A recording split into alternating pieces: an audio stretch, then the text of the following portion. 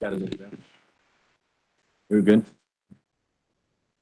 All right. Good morning, everyone. The date is Tuesday, December 13th, 2022. The time is now 9 a.m. This is a regular meeting of the Kings County Board of Supervisors.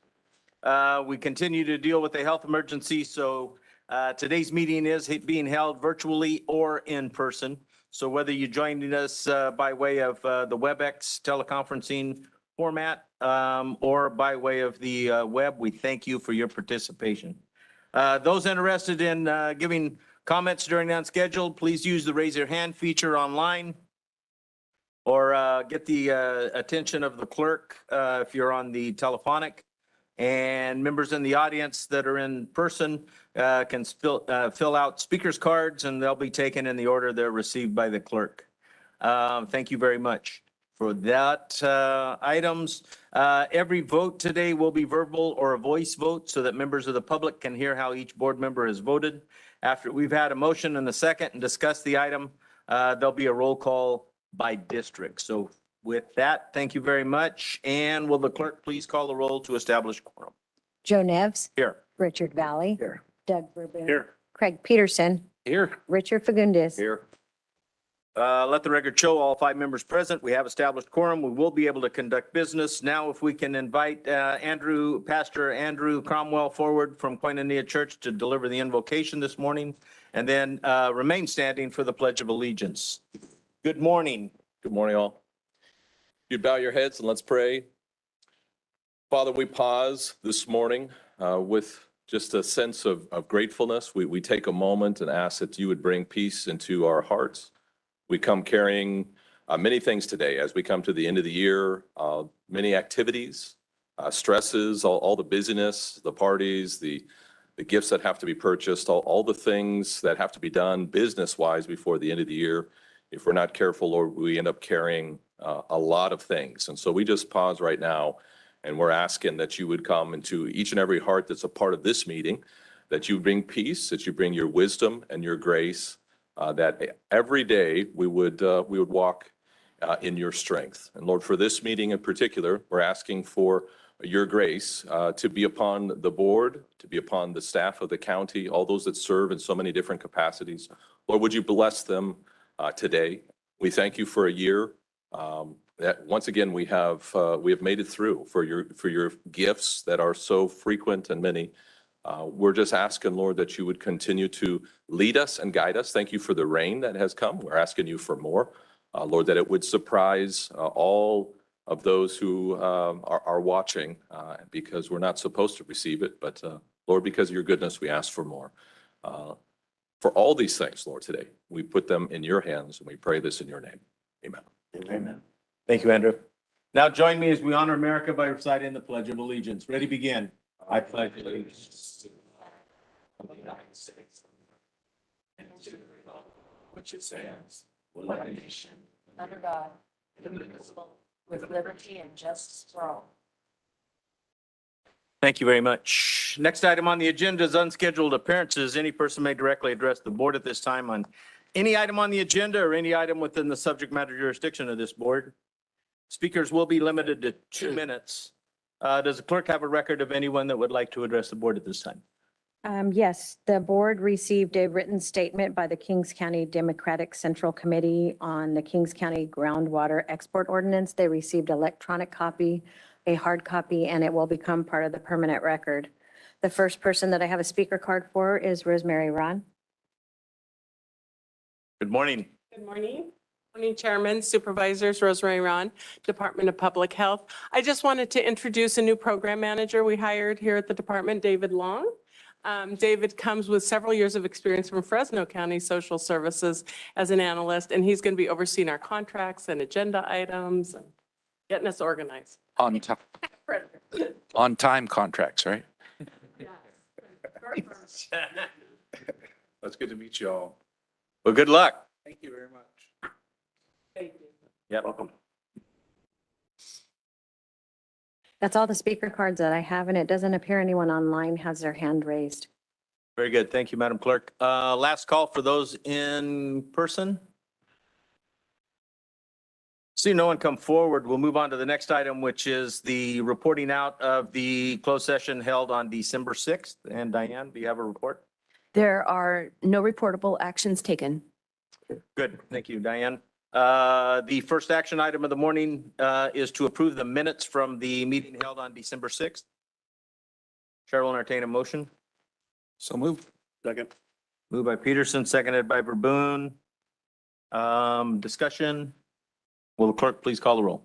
Joe Nevs, Yes. Richard Valley, Aye. Doug Verboen, Craig Peterson, Aye. Richard Fagundes. Stay. Let the record show 4 in favor, 1 abstention. The minutes stand approved. The next items are under the consent calendar, and all items under the consent calendar are considered to be routine and will be acted by the one motion at the request of any board member. Any item may be removed and made part of the regular agenda. We do have a change to the item from Public Works, and Mitch, would you like to talk about that? Why don't you just announce the date change? And we'll just keep it on the consent calendar. Just make that adjustment, please. Morning, Mr. Chairman, members of the board, Mitchell Cabrera with Public Works. The change that is referenced, the original agreement, right of entry agreement had a termination date of end of this year, December 31st of 2022. Due to scheduling and the holiday closure, the consultant and county staff working with the property owner requested changing that date to March 31st of 2023. So that is the only change that is made in the agreement. Very good. Thank you for pointing that out. I'll make a motion to approve consent calendar as amended. Second. Moved by Verboen, seconded by Fagundes. Any other discussion? Hearing or seeing none, will the clerk please call the roll? Joe Nevs, Yes. Richard Valley, Doug Verboen, Yes. Craig Peterson, Aye. Richard Fagundes. Yes. Let the record show the consent calendar stands approved unanimous by members present. Thank you very much. The first action item of the morning comes from the Assessor Clerk Recorder regarding the second reading for an ordinance, Article 9 of Chapter 22. And Tim, you have the duty. I do. Morning, Chairman, members of the board, Tim Kokendorfer, Assistant Assessor. I'm here before your board this morning to request the addition of a low-value ordinance to the local ordinance code. On November 29th, your board took action and approved the introduction of a new low-value ordinance and set the second reading for today. Adoption of this ordinance will add Article 9 to Chapter 22 of the County Code of Ordinances. This ordinance will permit the assessor to not assess property where the cost to assess and collect is greater than the taxes generated. It sets the value limits to $10,000 for a regular annual assessment and $5,000 for supplemental bills and escape assessments. The modest general fund revenue loss will easily be offset in staff and material cost savings. I am now asking the board to adopt and waive the second reading of an ordinance adding Article 9 of Chapter 22 of the Ordinance Code pertaining to low-value assessments, and I am here for any questions you may have. Very good. Thank you. Any questions, comments, or concerns? So no question or comments. I'll move to adopt and waive with the second reading. I'll second, Mr. Chair.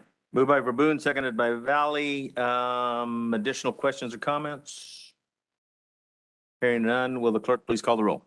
Joe Nevs, Yes. Richard Valley, Doug Verboen, Yes. Craig Peterson, Aye. Richard Fagundes. Yes. Let the record show that item stands approved, 5 in favor. Awesome, thank you. The next two items come from behavioral health. First one is to consider amended agreement, and I guess it is kind of all considered. Christy, good morning. Morning, Mr. Chairman and members of the board. My name is Christy Lepke. I'm the Quality Assurance Manager at Kings County Behavioral Health. I'm before your board to present the First Amendment to Agreement for Depression Reduction, Achieving Wellness, which is the acronym is DRAW, with Sing Ling Ting. On November 10th, 2020, your board approved an agreement with Sing Ling Ting to provide Depression Reduction, Achieving Wellness DRAW services from fiscal year 2020 to 2023. Kings County Behavioral Health is seeking approval to amend the agreement with Sing Ling Ting and extend the agreement to June 30th, 2024. The DRAW program is a program aimed at reducing depression and suicide risk in students age 18 and older in vocational schools and junior colleges like College of Sequoias, West Hills, and the San Joaquin Valley College. The program is funded through the Mental Health Services Act. The amended agreement amount for draw for fiscal year 2022 and 2023 is $66,640 and also $66,640 for fiscal year 23-24.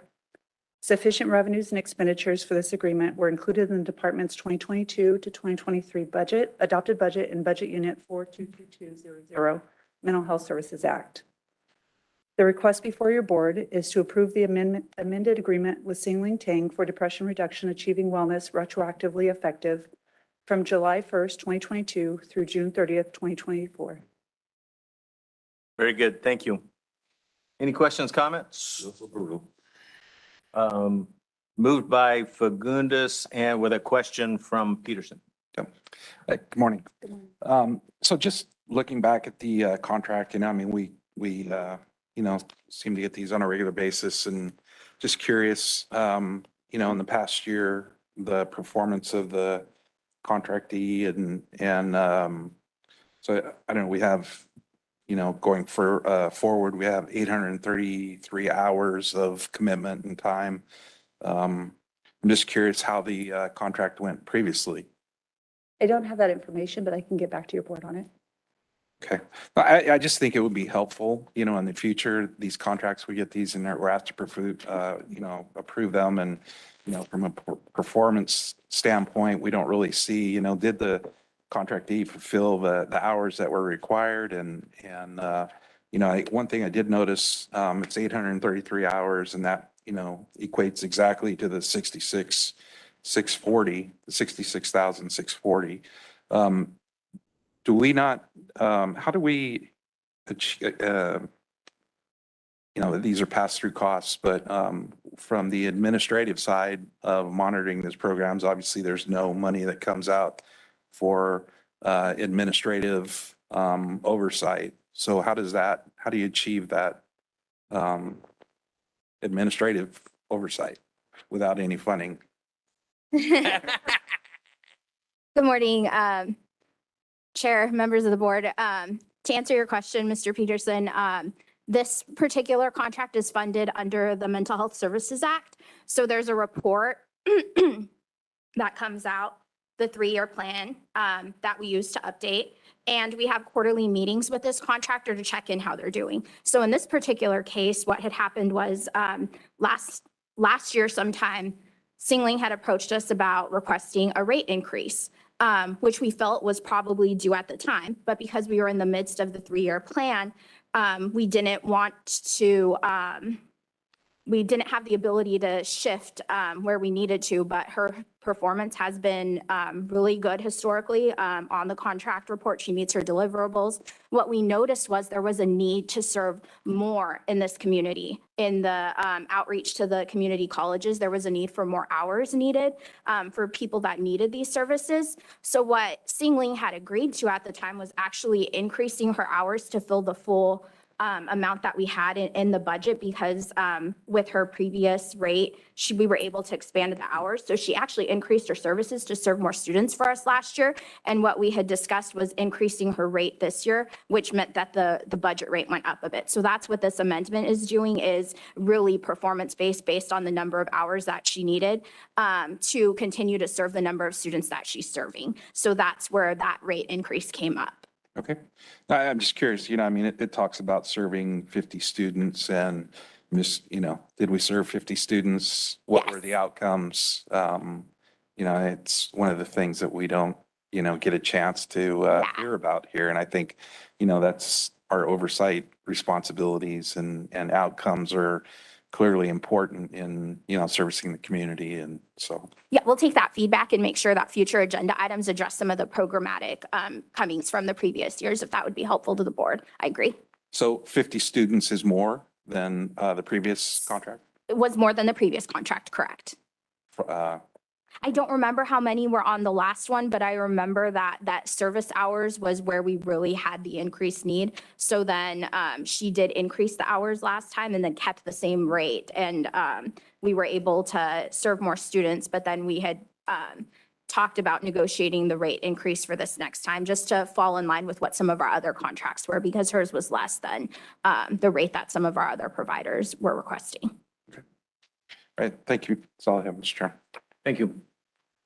Additional questions or comments? The item's been moved by Fagundes, I'll second. seconded by Verboen. Thank you very much. Additional questions or comments? Hearing or seeing none, will the clerk please call the roll? Joe Nevs, Yes. Richard Valley, Aye. Doug Verboen. Yes. Craig Peterson, Aye. Richard Fagundes. Yes. Let the record show that amendment stands approved unanimous. And would you like to take up the next item regarding Friday Night Live program? Katie, you have the duty. Duty. Good morning, Chairman Nevs, Board of Supervisors. Katie Arts, Deputy Director with the Behavioral Health Department. I'm here with 3 requests for you, and that is to approve the agreement with the Tulare County Superintendent of Schools to accept this funding in order to implement the Friday Night Live program retroactively from July 1st, 2022 through June 30th, 2023. Second, to authorize the Director of Behavioral Health to sign the agreement with the Tulare County Superintendent of Schools. And then third, to adopt a budget appropriation transfer form to reflect the additional funds. I'll start off by sharing that Friday Night Live is a program that's designed for high school aged people and is motivated by the young adult partnerships that create essential and powerful opportunities that enhance and improve local communities. Here in Kings County, it's been about a decade since we've had a Friday night club, and we're very excited to bring this opportunity back to your board to reinvigorate those Friday Night Live efforts. If your board approves this agreement with the Tulare County Superintendent of Schools, we will be the 50th county that is currently operating a Friday Night Live program. And the very first club would happen, no activities have happened to date, but the very first club would happen at Corcoran High School. It's our understanding that there are about 24 students that are interested in starting a Friday night club. Tulare County Superintendent of Schools is actually contracted with the Department of Healthcare Services to be the administrator of the Friday Night Live program statewide. So any county that is implementing a Friday Night Live program actually contracts with the Tulare County Superintendent of Schools for those operations. This funding is also a pass-through, and the Friday Night Live clubs would be operated by the California Health Collaborative through the county's contract with the California Health Collaborative, and they already have built into their scope of work creating clubs and activities at schools. With that, the term of this agreement would be retroactive back to June 1st of 2022. It's important to note that the department has not completed any activities or expended any funds to date and wouldn't unless your board approves this agreement. However, we did receive this agreement from the superintendent of schools on August 31st of 2022 with that retroactive date. And so this is the timing it's taken to go through our approval process here in the county. This agreement has been reviewed by your county council and is approved as to form. In addition, this is in the amount of $19,000. And with approval of the budget appropriation and transfer form, that $19,000 would be added both in the revenues and expenditure lines into budget unit 422100, which is the BH Alcohol and Other Drug Services Program. I'm happy to answer any questions that you might have. Thank you, Katie. Mm. Questions, comments, or concerns? With that budget amendment, this item needs a 4/5. So walk me through what it is that they do at Friday Night Live. Is it at the school activities and youth that want to participate can join this group? Absolutely. So it would be a designated school club. There is currently a school club at Corcoran High School that is interested in becoming a Friday Night Live club. And this funding would support their activities as a club. And then the California Health Collaborative would also see if there are other schools that are open to adopting it as well. It's our understanding that currently at Corcoran High School, that club that's interested in becoming a Friday Night Live club, is looking at wanting to focus on collectively through the youth, reducing youth access to cannabis here in Kings County and specifically in their community. So it's all youth-led and driven in terms of how the youth would like to address substance use disorders and preventing those here in the community. When it was here before, they'd put Friday night movies together. They would have little parties together that they would be focused on different kinds of entertainment, and they'd have different kind of speakers. So it's just keeps them active for another day. Absolutely. And Mr. Chair, Approve your item. I'll second. And then, Mr. Chair, maybe if COVID allows for us to come back again next year with, to bring back the youth in government program that we have, maybe that could be an agenda item where either the Corcoran kids or whatever other high school might have already had some activities, something they can come report to the board on. I Give love them the that. experience of doing a presentation in a public place and before a board. That could probably be pretty nice for the agenda that day. Absolutely super, I almost said superintendent. Oh my gosh, Supervisor Valley. We're They talking get about paid the 3 schools. times more than us. Oh, goodness. I'll take that. No, Probably more than that. maybe 4 times. Absolutely, Supervisor Valley. I think that's a fantastic idea. I would imagine the students would be really excited, and that's something that we can pass on to the club, should your board approve it. Absolutely. Thank you. Any other comments? The items have been moved by Fagundes, seconded by Valley. If there's no other questions, we'll call for the question. Will the clerk please call the roll?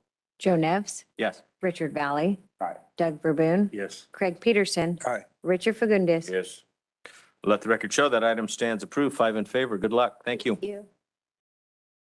Next item comes from Public Health regarding an agreement with California Health Collaborative. And Heather, you have the duty? Yes. Thank Good you. morning. Good morning, Chairman, members of the board. Heather Silva with Public Health.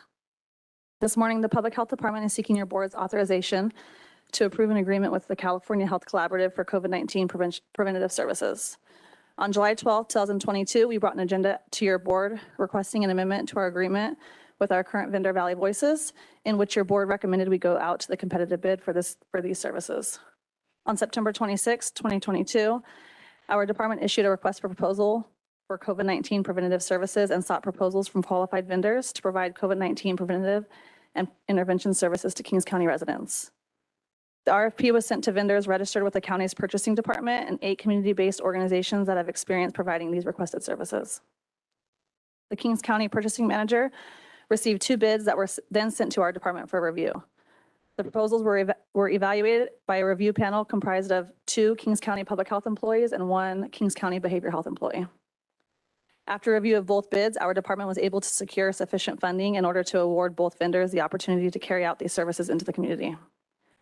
The California Health Collaborative, also referred to as CHC, was one of the 2 vendors selected during this RFP process. CHC's proposal demonstrated experience with services centered on reducing health disparities, promoting health equity among California's underserved and underrepresented communities, and is currently operating public health-like programs in Kings County. CHC will be providing services that include COVID-19 self-administered PCR testing to the public, community outreach, and education. And in addition, they are charged with the development of a community health worker module and network to provide health education, case management, and linkages of community health referrals to underserved populations residing in the county. The maximum cost of the recommended agreement will be $1.2 million over an 18-month term, commencing January 1st, 2023, and ending on June 30th, 2024, and will be offset using the epidemiology and laboratory capacity, enhancing detection, expansion funding to address the COVID-19 pandemic and future infectious outbreaks. Our department will oversee this agreement to ensure the provided contracted services continue to meet established benchmarks as well as the needs of Kings County and the expectations of the Kings County Department of Public Health. We are requesting your board to approve an agreement with California Health Collaborative for COVID-19 preventative services and adopt a budget change requiring a 4/5 vote. This concludes my report, and I'm happy to answer any questions. And I also have with me Nicholas Montoya, our program manager, who oversees the ELC grant. and will be overseeing this agreement. Good, thank you, Heather. Questions, Supervisor Valley? Thank you, Mr. Chairman. Is this the same contract that was held by Valley Voices? It will be. So Valley Voice's current contract ends December 31st of this year. So this one will pick up January 1st of next year. Okay, so you're not recommending that they stay on? But Valley Voices did not submit an RFP They on didn't? time during that. They were a couple minutes late past that deadline for the RFP process. So the purchasing manager accepted the two vendors and Valley Voices was not one of them. Well, okay, I think I'm getting confused because I thought we already had that experience when I think it was Pearson spoke up at that time and recommended we do the contract for 6 months and then come back in December. I thought that was because they were a couple minutes late on turning in their bid that time. So the July 12th was the time when we came to the board for Valley Voices to extend them for a year. You guys recommended the 6 months, which is what we extended them to the end of this year, and then to go out to RFP. The RFP went out September 26th of this year. So they submitted the RFP about 4 minutes late. I know they did approach the board after that deadline to ask for their proposal to be received. But from what I understand, it was not received because it was late. So the two vendors that we received, Valley Voice was not one of them. So they weren't considered for this funding. Okay. I guess the other question then, why are we changing from a 6-month contract now to 18 months? So the initial contract was for a year for Valley Voices, and that was just because of the funding that we had at that time. So the way the ELC grant, it ends June 30th, 2024, correct? And so we were constantly reevaluating the budget and salary savings and savings amongst the different areas of the budget. So in this case, we were able to allot more funding for these services because this grant only allows us to pay for COVID-19 and other infectious diseases. So the year contract, I believe, was around $600,000 with Valley Voices. And this doubles that within an 18-month versus the year that we were initially starting. In addition, when we first brought the Valley Voices agreement, the state only had funding going through June 2023. During the RFP process, they extended that out to June of 24. Okay. I know we don't talk about COVID a lot lately, and I'm happy about that too, but unless the need for it arises and with everything we're seeing, I think all but 4 states in the USA has recently had higher hospitalizations, higher infection rates, and it seems that this thing is just picking back up again and going in the holidays. My point being is we've always taken the pandemic seriously. I especially take it seriously with the communities that I represent and seeing those high infection rates, especially amongst Latinos. And so I get that if Valley Voices legally wasn't able to get a bid in on time because they showed up here 4 minutes late. That being said, though, they did a good job, a really good job, and earned my trust, especially, again, in my district. And I hate to see them get locked out for now 18 months.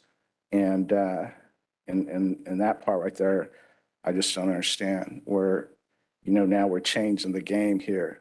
And I'm not saying that you're doing it on purpose. I'm pointing it out to say that, this just seems, the treatment here seems a little deferential here. And so I don't know these folks. I don't want to speak bad on them. I'm saying I don't have a built-in relationship, which comes with trust and trust in how they're going to handle the people that I know that I represent, and for the whole county for that point. Being so, I mean, what was so confident? What did they display during the RFP to know that they're going to meet that high standard? Because Valley Voices was at everything. I know I seen them everywhere. There are many events. I could drive by a park and just see them out with the banner, doing their job and earning that money. And so, I'd like to hear a little bit more on why the confidence is. We are very grateful for Valley Voices. They have done a great job. This item does not defer from that at all. And we hope to do business with them in the future. Just with this specific funding, we were asked to go out to RFP, which is what our department did. And we only had the 2 vendors to choose from. We couldn't select Valley Voices over the 2 that were accepted by the purchasing manager, which is this item only. But I agree, they've done a great job. They've been in every community, and I anticipate that they will continue being within the community. CHC, I'll let Nick talk a little about the review panel, but on my opinion with CHC, they've already been out in the community before even being involved with public health. We do have a current agreement with our STIs and prevention, where they're out in the schools and the communities in every district in Kings County, as well as they're doing some tobacco services as well, tobacco prevention services. But I'll let Nick talk, because he was part of the review panels for why they were chosen. But the 2 vendors that we did choose, both of them were chosen. We'll take back the second one later on the beginning of next year. But if Nick wants to talk about their proposal specifically, I can let him do that. Well, can I ask this as well? It's a large contract. Is there a representative here in the audience from the organization?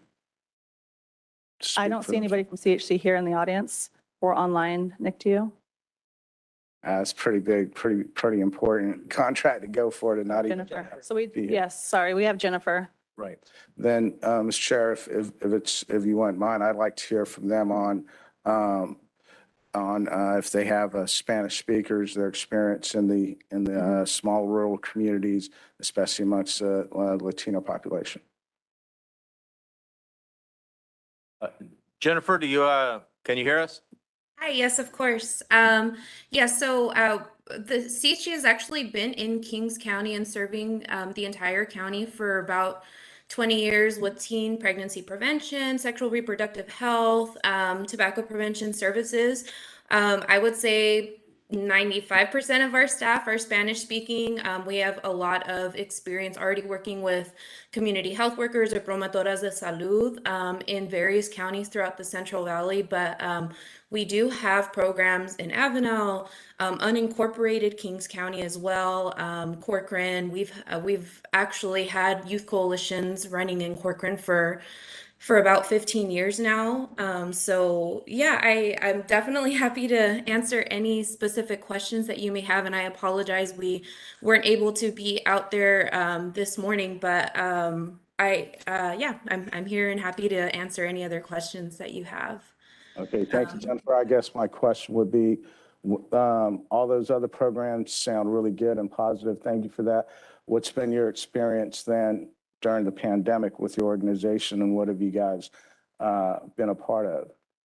So we actually do currently have a program funded through the Ask 58 or All 58. So part of it is in Kings County, but we go to several community events. We've been able to provide testing and vaccination services all throughout the Central Valley, Kings County being one of them. And so that program has been running for over a year now, and they're from, I believe they're in Fresno, Tulare, Kings, and a couple other counties throughout the state. And so a lot of that team is already on board and helping us with some of the education, training, all of that. We also have a few subcontractors that we're hoping to incorporate. So it's not just actually going to be California Health Collaborative. We're going to be working with Kings United Way. Valley Voices was also considered a part of that as subcontractors. And then El Sol, who is actually nationally recognized to provide training for the community health workers, which is a big portion of the grant. We've been on the foreground in terms of trying to provide more accessible testing, vaccination, free testing and vaccination, as well as information. And the other program has information and resources available, not just English and Spanish, but several other languages as well. So that's something that we're prepared to continue and strengthen in Kings County. Okay. Ms. Schilt, your experience prior to being the CEO and being the public health director, is this an organization that you have full confidence in? Supervisor Valley, through the chair, that's correct. They've been throughout the Valley, throughout COVID, and multiple other programs that have been mentioned before. In addition to that, the grant funding streams, and public health can correct me if I'm wrong, they require us to, the department, not us, to spread the money throughout as many CBOs as we can.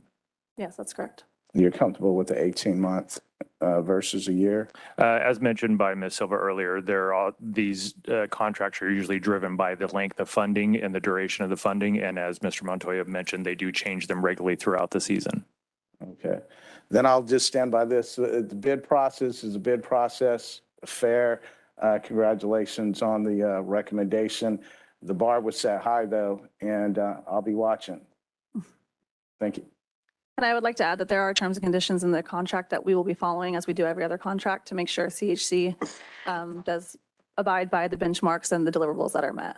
And Nick is really good at staying on top of those types of agreements. So I have full confidence that that will be taking place. Thank you. Thanks for letting me take up some time, Mr. Chair. Thank you. Very good. Thank you. This is also 4/5 budget change. Are there additional questions or comments? This is an action item. Chair will entertain a motion. Second. Moved by Fagundes, seconded by Peterson. Thank you very much. Additional discussion? Hearing none, will the clerk please call the roll? Joe Nevs. Yes. Richard Valley. Aye. Doug Verboon. Yes. Craig Peterson. Aye. Richard Fagundes. Yes. Let the record show that contract stands approved. Thank you very much. Good luck. The next items come from administration. With the first item is the First Amendment to the Government Relations. And Kyria, good morning. Good morning, board members. Kyria Martinez, administration. The county has a legislative advocacy at the federal level to continue this relationship. A one-year contract amendment with the current consultant Paragon Government Relations is requested through December 31st of next year. The county entered into a new agreement with Paragon on January of last year and is current active.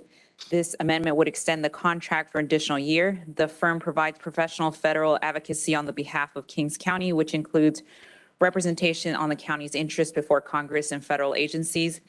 Paragon specializes in representing county's interests and has done so for over 3 decades.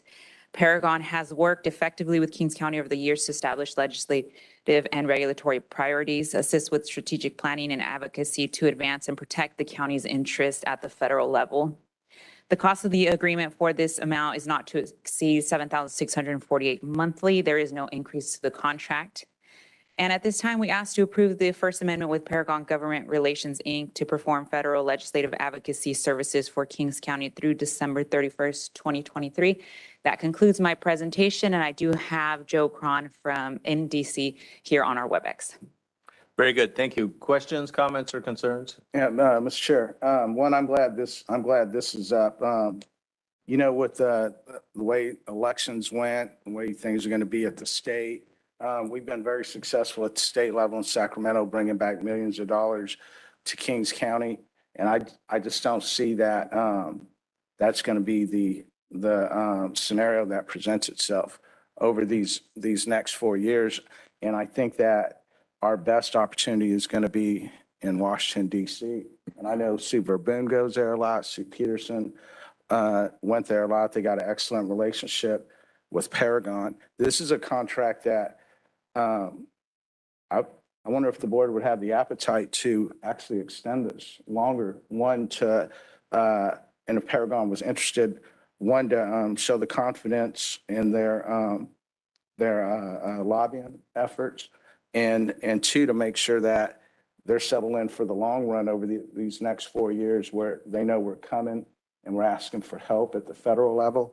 I'd be comfortable asking them to bring us something back that would extend them to 2026 and take in this the 4 years there, the next 4 years that we're going to be facing, and get them ready, because I think we're going to have to change our scenario for Sacramento to Washington, D.C., and I wanted to put that out there.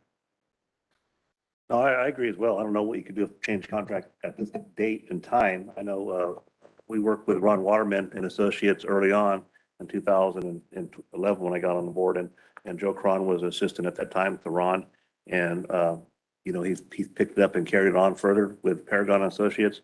They're always available. They always answer the phones. If I go to DC without them knowing, I always run into them. They're very busy. They're always active. So yeah, I I don't know if you can extend it, but I approve of this contract for sure. They may want to increase this. It's going to have to do a little bit more work next year for, so it's up to the Ed to tell them what to do. Well, I get that choice, huh? And also with them on, I'd like to hear from them if they'd be interested in a longer term relationship with our county. Joe, what do you think about that, Joe? All right, well, good morning, everyone. Can you hear me okay? Yeah. Well, first off, thank you Supervisor Valley for that suggestion. Absolutely, resoundingly yes, enthusiastically, I might say. We would love to do that. I think you all know how we feel about our relationship with Kings County, with the board members and with the staff. It's such a great partnership. We have great teamwork. So absolutely, we'd be interested in doing the long-term extension. I think Supervisor Valley brings up some good points as far as, continuity, looking at, of course, a new Congress beginning in January. So that'll run in a 2-year cycle. The Biden administration will go for another 2 years. We'll have another election. We love working, sort of in a long-term contractual setup. I'll say this too. I think the board members are aware with our firm, what you see is what you get. You get your team members who are hands-on. Thank you to Supervisor for Boone for what you said. We're always available to you. I think that our pricing is extraordinarily competitive, and I can commit to you that if we do a longer-term deal, we don't do huge price escalations is the bottom line. So we always feel like with continuity and a longer term, setup, that's something that can benefit everyone. So we'd be, again, enthusiastic to work with Ed and his team and with you to extend and to make sure that it's a good business, set up for Kings for the future and for our firm. So thank you for that. Very good. Thank you, Joe. Appreciate it. I know, Oh, sorry. I've worked with a couple other lobbyists through other councils I'm on with and we get a lot for our money with Paragon. They're always there. They're always welcoming. They look out for us. They have our back when we're not around. They're very minimalistic. You go to their office, there's nothing there. I mean, they're hands on. They're on the Hill every day, and they get into to helping our county and also CSAC as well. And I think this year, as this is I'm starting my 13th year on this, and my portfolio of congressmen that I have access to has grown. And so we're going to expand to a couple other states to help other congressmen help our congressmen. So it's kind of cool to have that.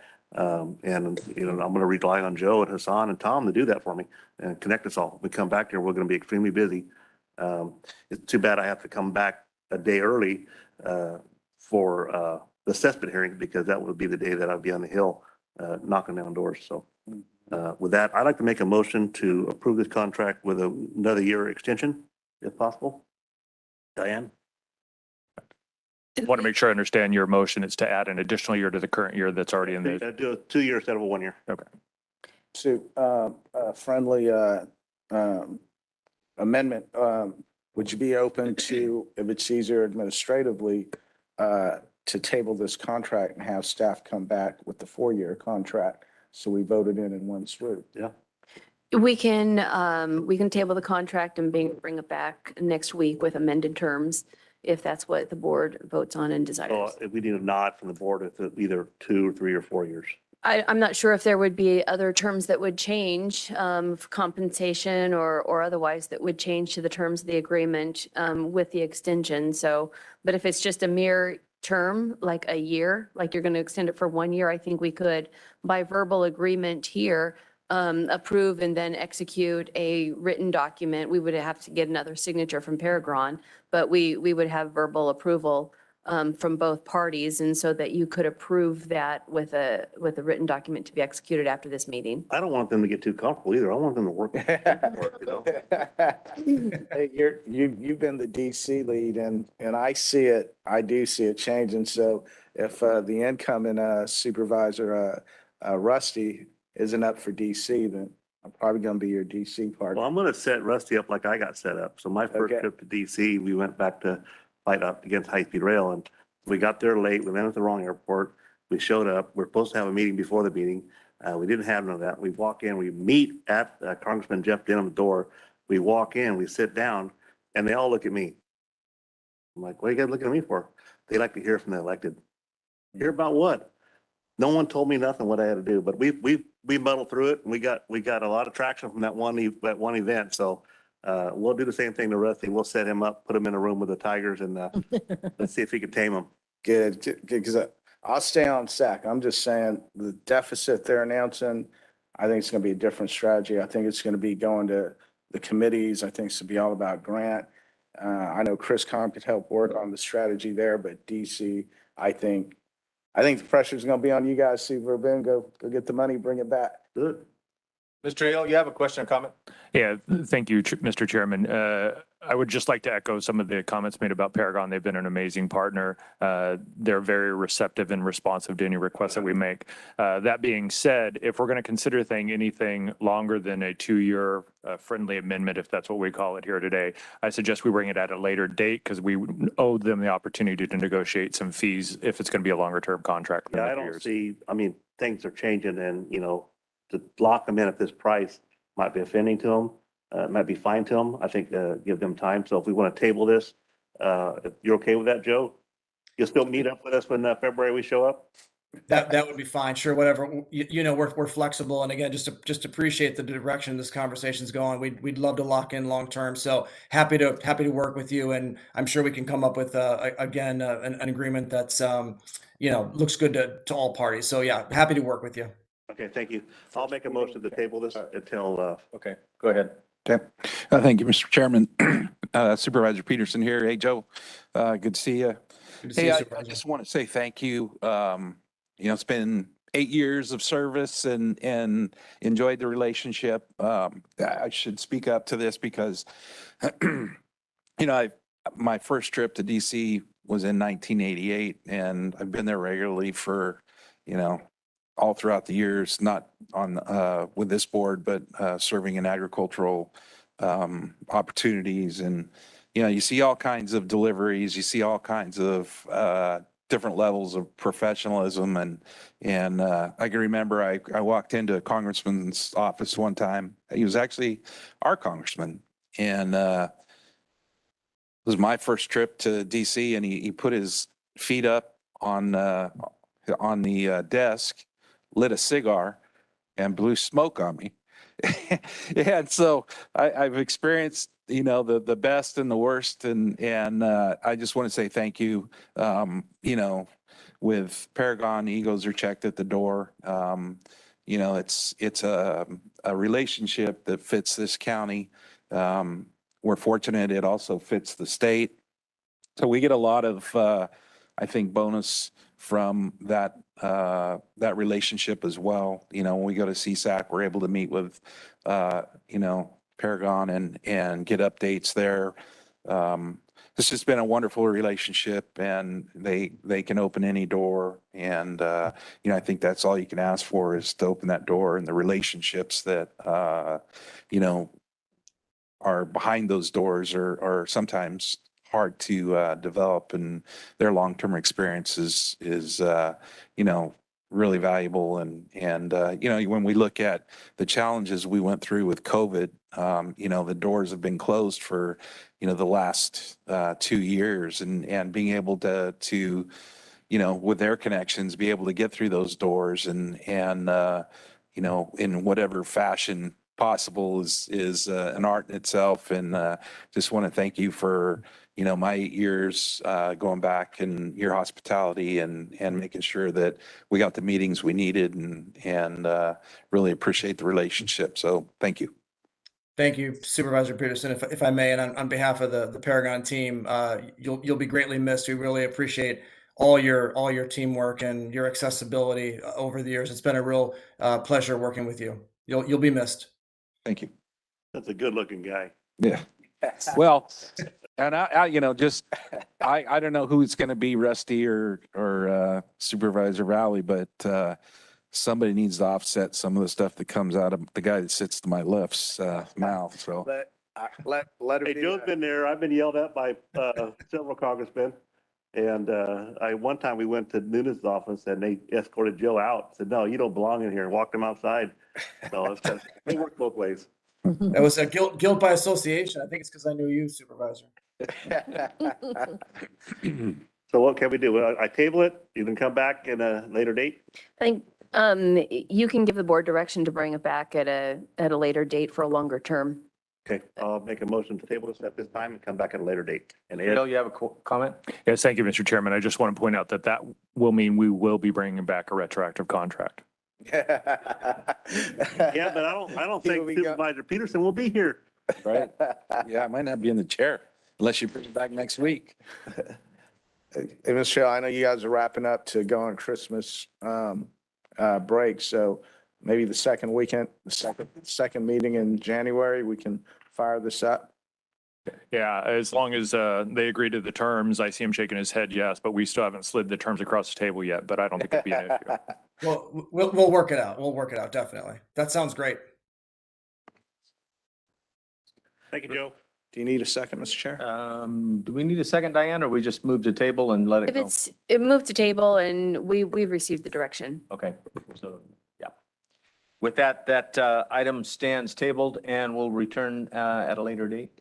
So very good, and continue to work on that item. Curia, would you like to continue and talk about the American Rescue Plan Act? Yes, good morning, board members again.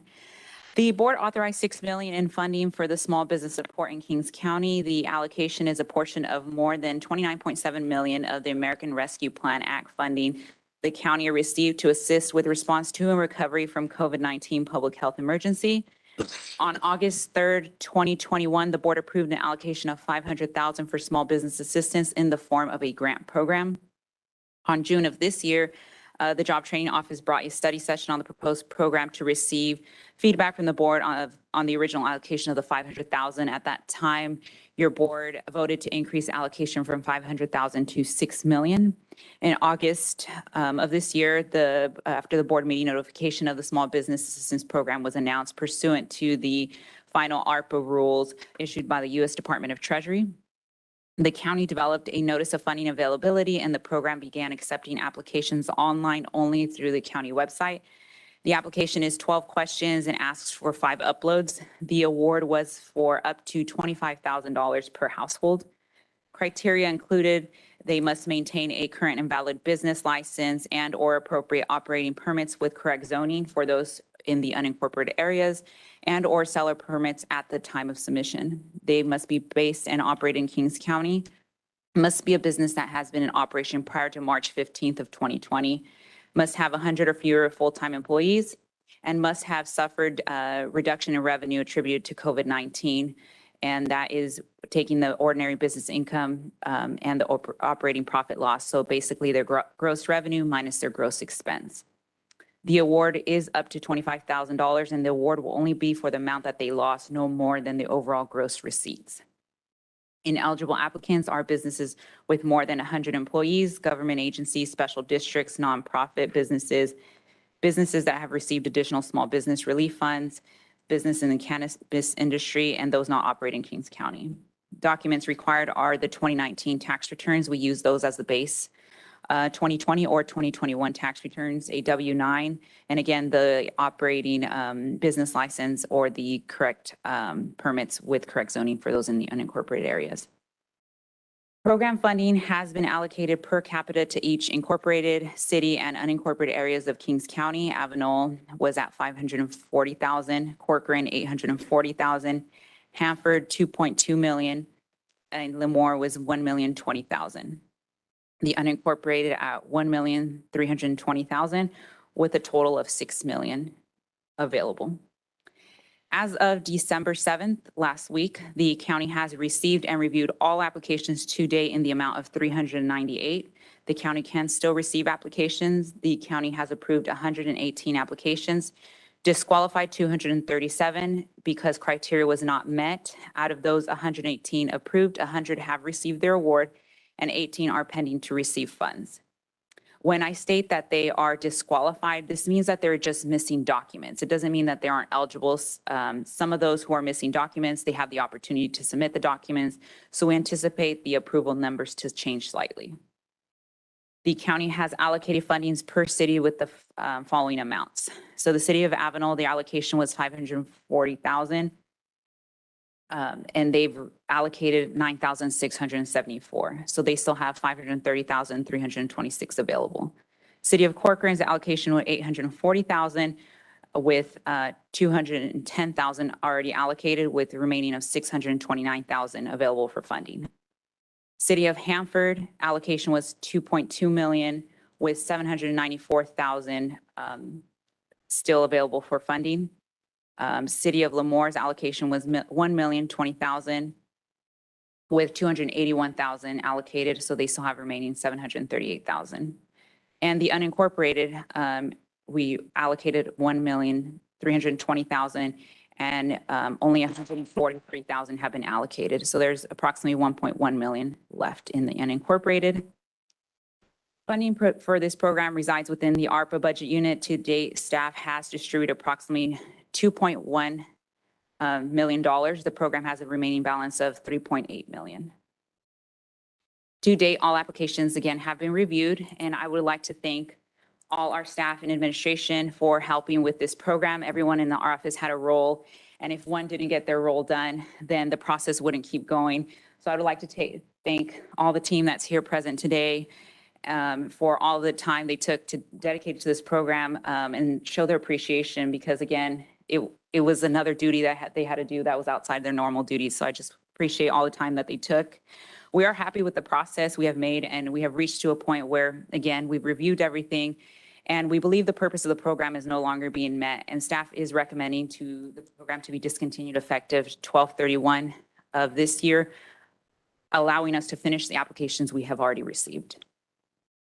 This concludes my presentation, and staff is requesting to direct us on the Kings County American Rescue Plan Small Business Assistance Program. Very good. Thank you. Questions? Supervisor.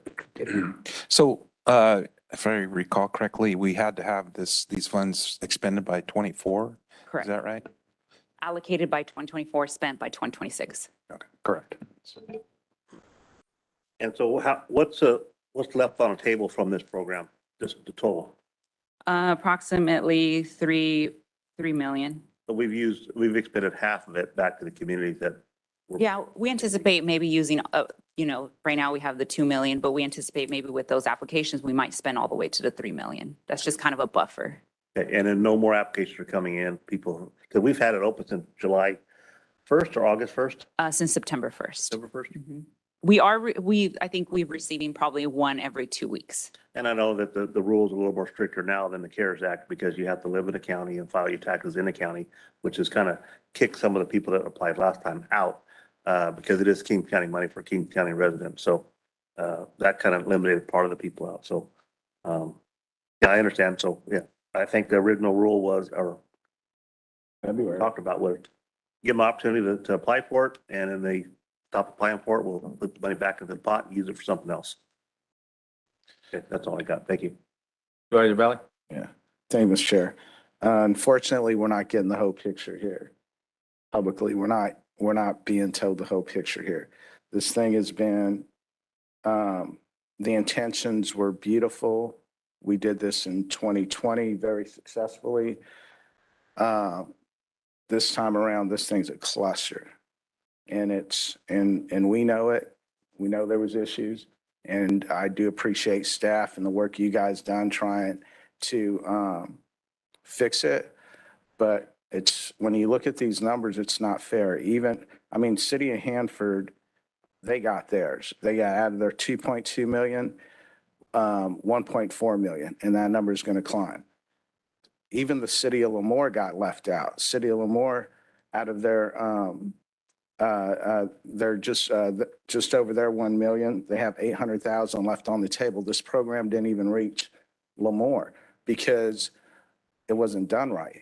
And to me, to pull this money back right now, especially now go out and you start looking at the numbers in Avenel and Corcoran, it's disgusting. Nobody got money in my district. And so one of the things that I asked before you guys ever even talked about coming back and pulling this away was seeing where this money went, and then give the board time to absorb it, not to come back and ask for an action item and to take this money away, especially at a time right now going in the holidays, the COVID numbers climbing. We don't know what's on the other side of the hill. We don't know that these small businesses might get impacted again and get hit very hard. In fact, we just did a 18-month contract because of the pandemic and the numbers out there. And I don't see that this program should be pulled back. So now we have a new department head who's in the audience here. I would like to see her have the opportunity to have this program bounce back where it started from, take the pressure off staff, because God knows you guys got a ton of work. And again, I appreciate what you guys have done, and I'm not being negative to you guys in any way. I'm just mad at how this happened. I'm not mad at you guys, but I'm mad at the position that we're at right now. People, there is a need in Avenel. There is a need in Corcoran. There is a need in Kettleman. I'm sure there's a need in Stratford, Armona, but they're not, either they don't know, the efforts weren't there for them to know. Some of these communities don't have chambers. That hurts them. Spanish-speaking communities, in 2020, we went door to door in Avenel and Kettleman City, the business owners, to let them, with Spanish speakers, to let them be made aware of this money. And I know you guys tried like hell, but for me to look at these numbers and see that my district didn't get the money, and I can't vote to table the money on that right now when I know the need is there. What's gone, what's not there is a better effort. And I say that even to my fault too. What else could we do, right? But this program did not get launched well. And as of right now, I would consider it a failure, except for the city of Hanford. And again, if the city of Lemoore had the same amount where they got their money too, then I would say, okay, it was kind of a success. But if Lemoore can't even get their money when the need is there too, then that tells me that our waves didn't go out far enough to let people know to let people know about the money. And so I think the best case scenario would be to table taking this money. I know everybody wants to see a pot of money come back. I know there's probably department heads right now licking their chops saying, well, there's gonna be money coming back. We took care of them. They got all kinds of money. They got before everybody else. And I'm happy with how we took care of them. But I think we got to be a little bit more proactive here. We got to be more strategic. And I think we have an excellent opportunity with new department head in this office that took care of it for us in 2020 and started to take care of it this year before you guys had to pull it back. I would rather see that be the action right there, and give her the opportunity to see if we can find some success with it. And then again, if all this money isn't allocated, then we come back. But I don't think we pull the carpet just this quick. It's too easy to do right now, but not for the right reason. Sharon, yeah, thank you. Well, I won't belabor that I voted no on this, and there were some reasons behind it, but I think, the concerns that you've expressed, a lot of those are state mandated rules, right? So we have to be accountable for free money. You look at what occurred at the state level, all this effort to, get money to anybody that needed it, within the bracket. It was all a failure. There's so much fraud in this. I have no doubt that there are businesses in our community that could use this money, right?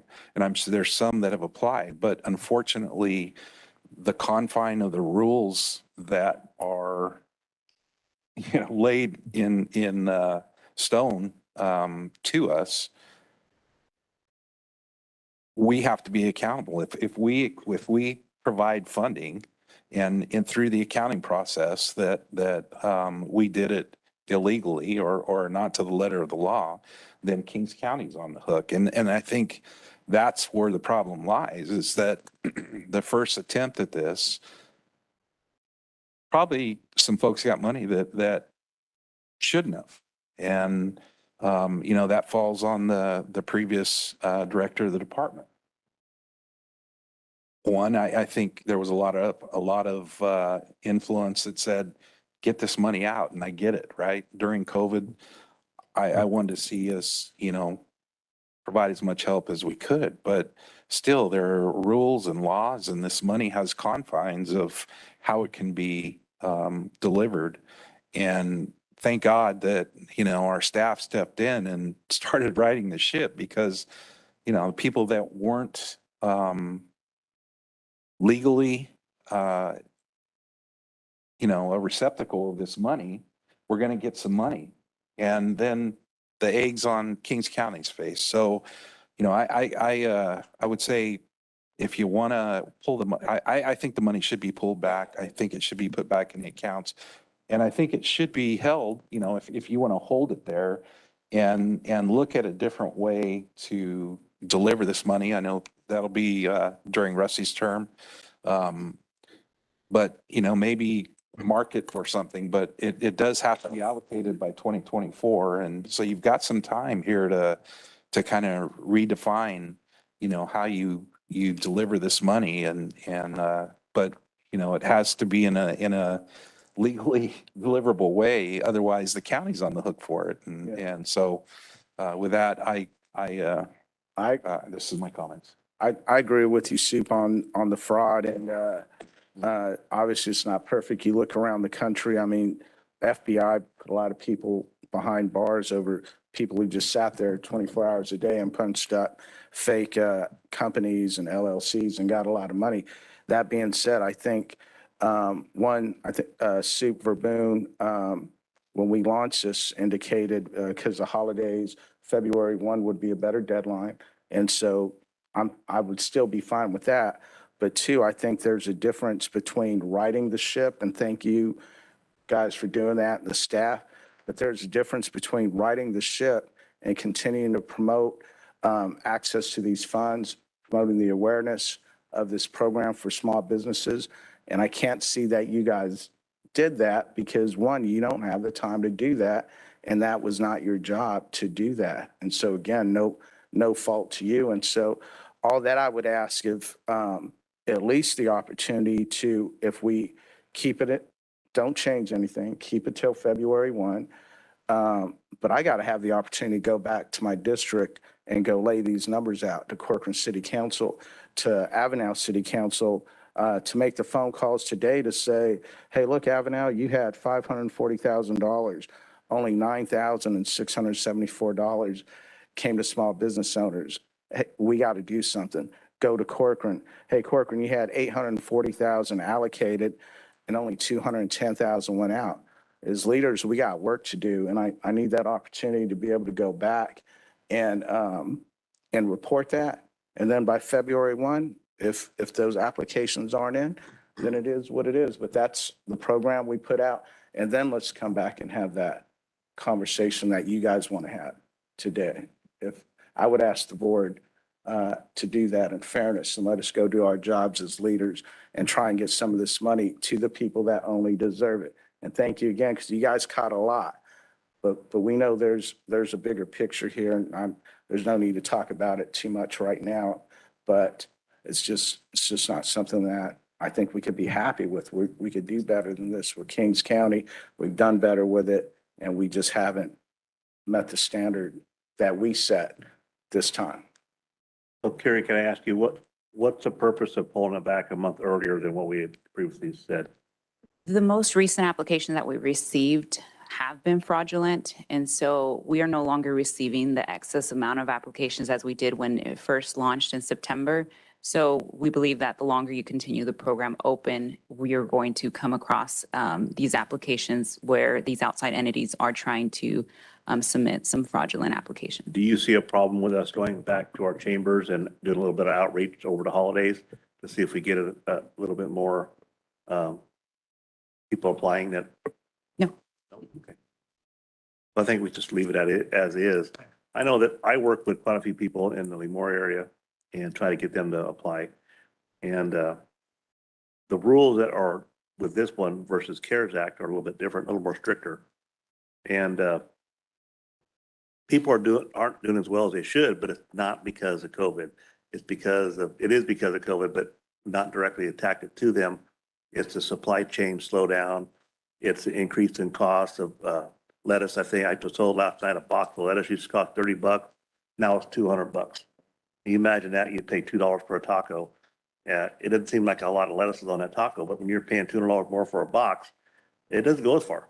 So the problem that we're having with our businesses aren't affected to the COVID, which is where this money's tied to with the direction. So I'm okay with letting it go another month and do a little more outreach, reach out to our chambers and our CBOs and see if they can get a little more interest.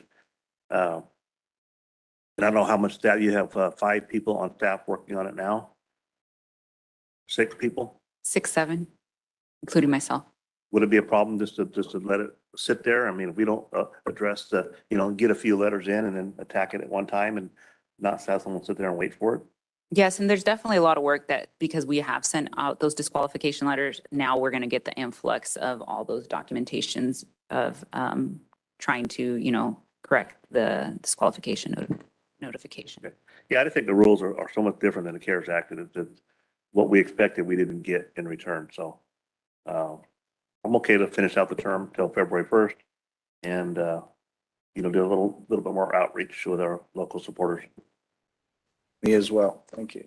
I just would like to confirm that with this direction today, is your board also giving the direction to staff that they can tailor the program in order to, or further tailor the program in order to affect the purposes and ensure the integrity of the purposes are being fulfilled as they distribute these funds? Yeah, I don't know can we tailor? We can't change the rules, but we're not tailoring it. Well, not the ARPA rules, but the rules by which we're establishing the criteria where somebody can seek these funds from the county, not the ARPA rules, but the rules that have to be satisfied before we distribute the funds. If I'm not clear, then I don't think there's any language. I trust that Ed, Curia, and the staff who's been working on it, that they've already made that filter. I think the filter's set, right, Mr. Hill? Correct, that's correct. And the changes that were made follow the ARPA final rules. all right, we're good. Yeah, I talked to some of my applicants that applied it. They felt they should get $25,000, but at the end of the day, they didn't do as bad as they thought they did when they got down to their taxes.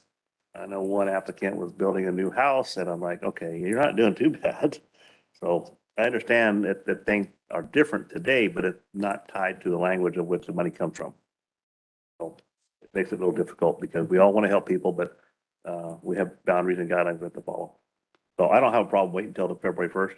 That gives us, we can just collect all the applicants until after the 1st and see what we have. And then stay true to your game and don't let the fraudulent ones get any money. I know we had some out of state ones. I had one gal call me crying because he needs to make a living and she made like 5 times more money than I did. Yeah. And I'm like, okay, I'm not going to fall for it. Any other discussion? All right, since there's no change, there's no action, right? Yeah.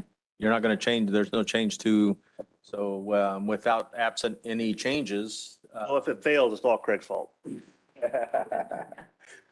I would agree, no action is required to continue as is. Do you agree it's Craig's fault? Cool. I vote no. You already did. I know. Yeah. Well, we still have time. We'll still have 11 months to spend the money. I know we have, like Supervisor Valley said, we have people chomping on the bits wanting to use this money. So let's finish up the program. And in February 1st, we'll start it off with what's left over. Speaking of that, Mr. Hill, is there any reason why we shouldn't be soliciting inside department heads for the use of these funds? Go ahead and start a laundry list. No, there's no reason to answer your question. Yeah, no reason to answer the question or no reason to start. Whichever you want to do. There's no reason not to. What, and I would say, to that, I mean, the state has already shot across the bow, the deficit stuff. And you've mentioned it earlier, so you guys are going to have some money issues to talk about from a state. I would just, But I'm not going to argue that, if we can help community businesses, that's great. It's just, Yeah, I just think that the issues that they're having today don't deal with the rules and regulations of this program. There's other things out there that are killing our community businesses. This does not address it. So 2 years ago, yes. Today, no. I mean, it's just, the cost of the living has cost so much more now today than it did 2 years ago. I just have one last comment. I just went really quick to the website and the program actually ends February 28th. okay. So I wanted to clarify that if the board would like to end it on February 1st or February 28th. I think the application deadline was February 21 with February 28th being the end. So application deadline's February 1. Well, we'll know by February 1st and it's just only 3.5 weeks, so we'll just write it out. I'm okay with the original language. Mr. Chair, could I say this? Yep. I think in fairness, so to the department heads, instead of getting people excited that there might be more money, I would actually feel more comfortable just putting my opinion out there that I think with that, whatever's left would be for admin to decide, especially going into a deficit year and with possible drought impacts for Ms. Chilcaria to make that recommendation to the board and keep that money on the admin side for something that we know is going to be a rainy day versus going back out to department heads. That would just be my thought.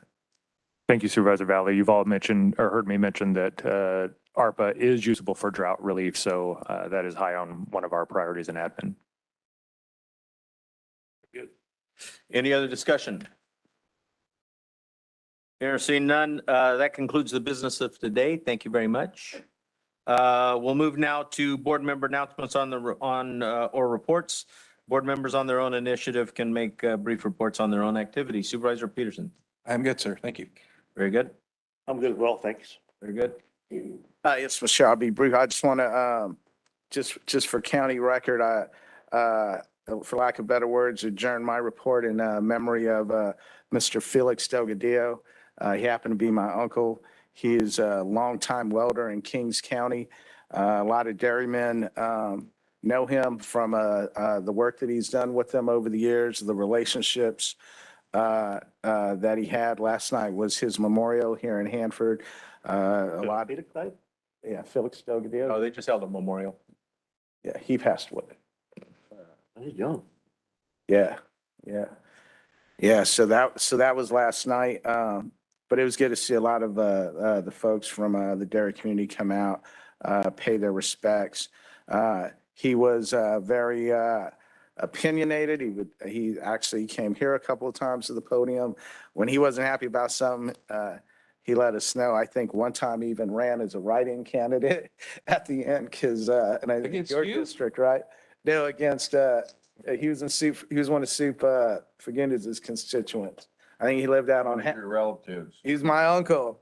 But if you remember, he yelled at me from that podium one day. So, but he's a good guy, good man. And I just wanted to have that on county record in my comments.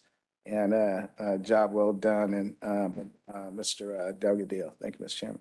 Thank you. Supervisor Fagundes.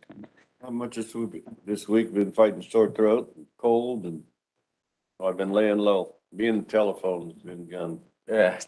Quite busy. Well, that's good though. Nothing wrong with that. Glad you're back, sir. Yeah. Not good when you can't do what you want to do. And you celebrated another trip around the sun? Yeah, I wish you hadn't have brought that up.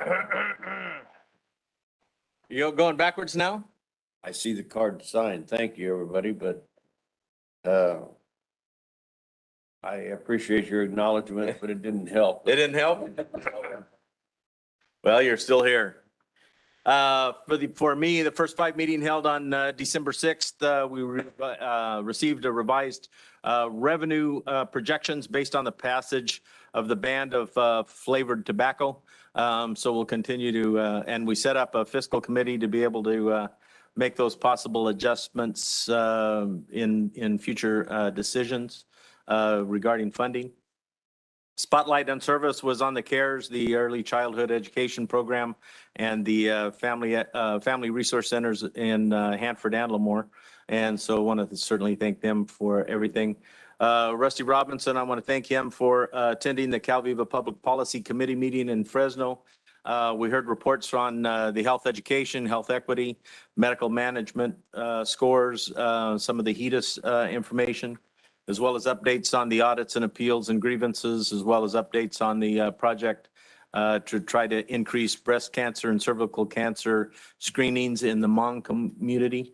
Has been a project ongoing, and we continue to work through those to try to get those rates up a little higher. I want to thank Director Verboon for taking over the CART meeting. I was held up on a couple of other projects and opened that up. We did approve at that meeting the service modifications by way of a public hearing in some of the changes here in Hanford. The COS contract was approved for college students. College students at COS pay a little bit extra on their fees to be able to get the transit system, and that allows them to access both Tulare, Kings, and Fresno counties.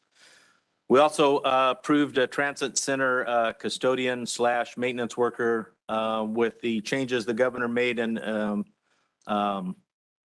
pay and classification. We were unable to continue the contract with King's Rehab, so we brought that contract back in-house, and that custodial maintenance worker will be responsible for a lot of that, the work on a lot of the bus stops. The Uber-based dispatch is working, but unfortunately, it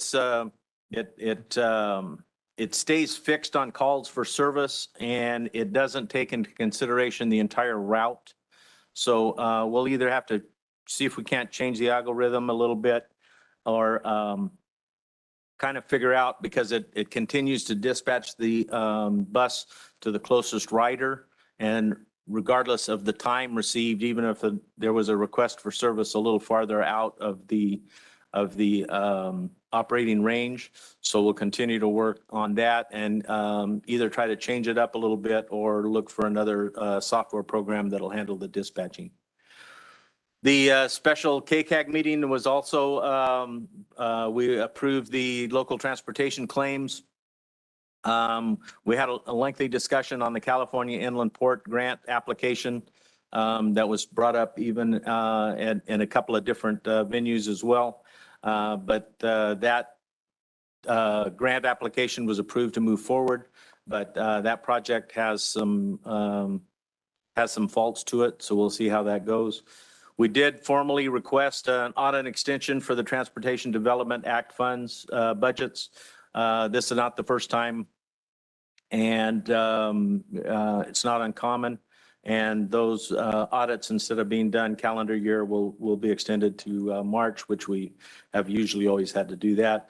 I did have to leave to go back after the personal matter and miss the commission items.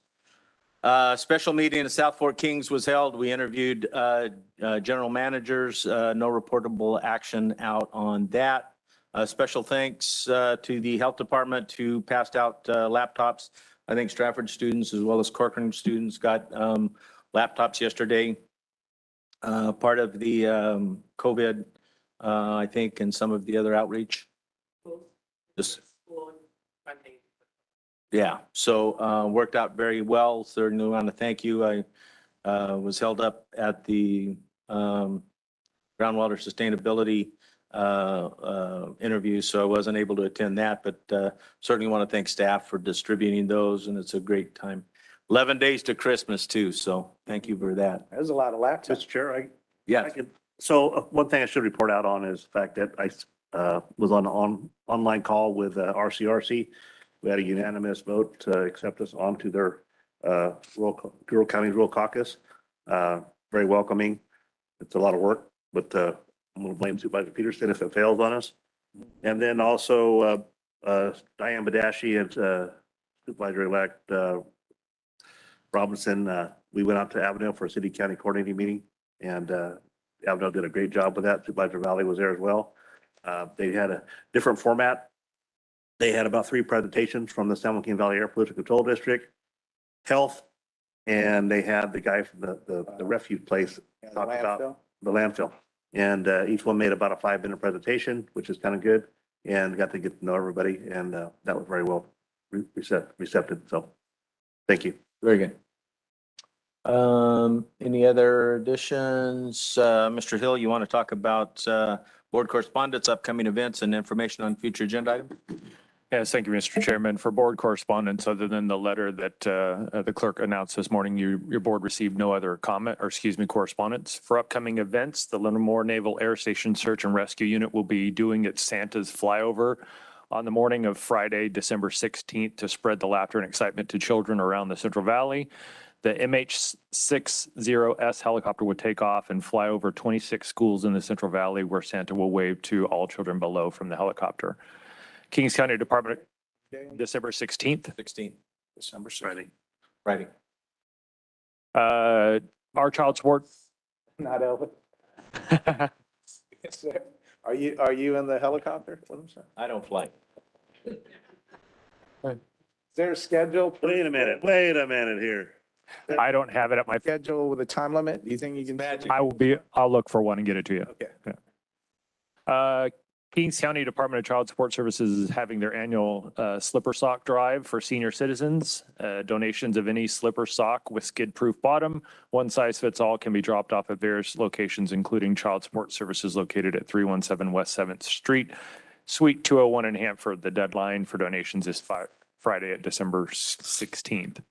On Saturday, December 17th, the Bethel Ballet Academy presents the Nutcracker at the Hanford Fox Theater. Doors open at 4:30, curtain at 5 p.m. Tickets are $25 and are available at the box office now. The Circus Royale Spectacular presents its Winter Wonderland show on December 17th and 18th at the Avenel High School Auditorium located at 601 Mariposa Street in Avenel at 7 p.m. Tickets can be purchased at the Avenel City Hall or by calling 559-836-3457. The Rock and Rudolph Run will take place in Hanford at 400 North Dowdy Street on December 18th at 8 a.m. Come experience the 2-mile walk or run costume contest event. Proceeds support Hanford's Police Activities League, and the Kids Fun Run is $15, and the 2-mile walk run is $35 for adults. The first New Year's Eve masquerade ball will take place on December 31st at 8 p.m. at the Civic Auditorium. The evening will include hors d'oeuvres, champagne toast at midnight, the Magic of Elder, and live music by the Valley Cats. Tickets are $100 each. For upcoming agenda items, administration has 4 items. Consideration to adopt a resolution continuing to declare a local emergency due to drought conditions in Kings County. Consideration to approve appointments and reappointments to multiple boards, consideration regarding the Kings County Commission on Aging Senior Nutrition Program, and consideration to approve a professional service agreement and development building facilities impact fee justification study. The Department of Finance has consideration regarding the sale of tax defaulted properties at public auction. JTO has consideration request for authorization to enter into a contract with County of Stanislaus to implement a regional equity and recovery partnerships grant in Kings County. Public Health has 4 items. Consideration to approve an agreement with Elite Medical Staffing Incorporated. Consideration to approve an internship affiliation agreement with United Health Centers. The novel 2019 coronavirus update, and consideration regarding public health emergency preparedness, hospital preparedness, and pandemic influenza grants.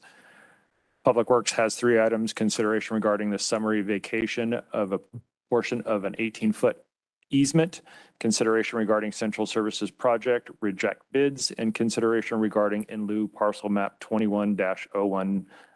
And then Sheriff has 2 items, consideration for approval of a resolution with the California Department of Parks and Recreation, and consideration for approval for First Amendment to the agreement with Precisus LLC. I still think I'm saying that wrong. That concludes that report. Thank you, Mr. Hill. Any questions, comments, Mr. Hill? Seeing none, the board will move into closed session to take up one item under significant exposure to litigation. Reporting out will occur next Tuesday. I also want to bring your attention to their last regular scheduled meeting of 2022 will occur next Tuesday, December 20th. And at that meeting, there'll also be a swearing in ceremony for incoming board members. With that, the board will adjourn out of closed session And we will see you back for the last regular meeting on Tuesday, December 20th. With that, thank you very much, everyone.